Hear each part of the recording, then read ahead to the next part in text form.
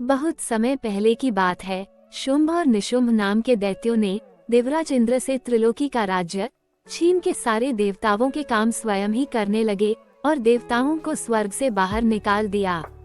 तब देवताओं ने आदिशक्ति के दिए हुए वरदान की जब भी देवता संकट में होंगे वे स्वयं प्रकट होकर उनका संकट निवारण करेगी, ये कथन स्मरण करके उन्होंने हिमालय पे जाकर उनकी स्तुति की।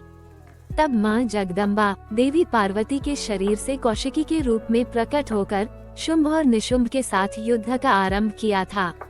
इस युद्ध में देवी ने सेनापति धूम्रालोचन का अंत कर दिया। ये सुनकर शुंभ और निशुंभ बहुत ही क्रोधित हुए और चंड और मुंड नाम के दैत्यों को आदेश दिया कि तुम हिमालय में जहाँ वो देवी रहती है वहाँ जाओ और उसे युद्ध में परास्त करके पकड़ के ले आओ। अगर वो युद्ध में मारी गई तो उसका मृत शरीर भी लेकर आए तो चलेगा।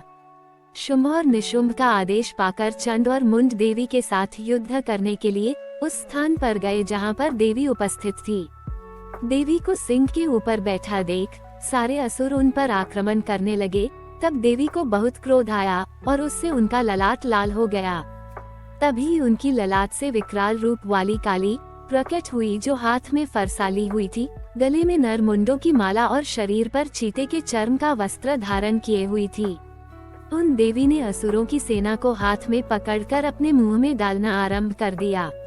एक ही बार में कई हाथी और असुरों को अपने मुंह में डाल लेती और उन्हें चबा डालती। ऐसे देवी ने असुरों की सारी सेना का अंत कर दिया। देवी को यूं अपनी सारी सेना का संहार करते देख चंड अपने हाथों में तलवार ले देवी से युद्ध करने के लिए आगे बढ़ा।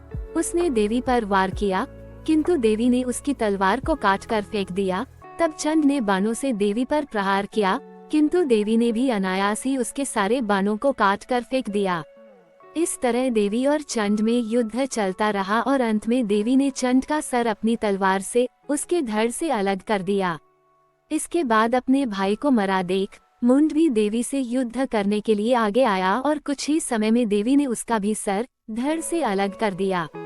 बाद में देवी चंड और मुंड दोनों का सर हाथ में लेकर वहां गई जहां मां अम्बा भवानी उपस्थित थी और उनसे कहा, देवी मैंने इन दो राक्षसों के सर आपको भेंट स्वरूप लाई हूँ। अब आगे इस युद्ध में शुंभ और निशुंभ का वध आप ही कीजिए। माँ जगदम्बा ने कालिका के चंड और मुंड के सर को भेज देने पर उनसे कहा कि काली, तुमने रणभूमि में चंड और मुंड नाम के दो भारी दैत्यों का विनाश किया है, इसीलिए तुम आगे संसार में चामुंडा के नाम से विख्यात होगी।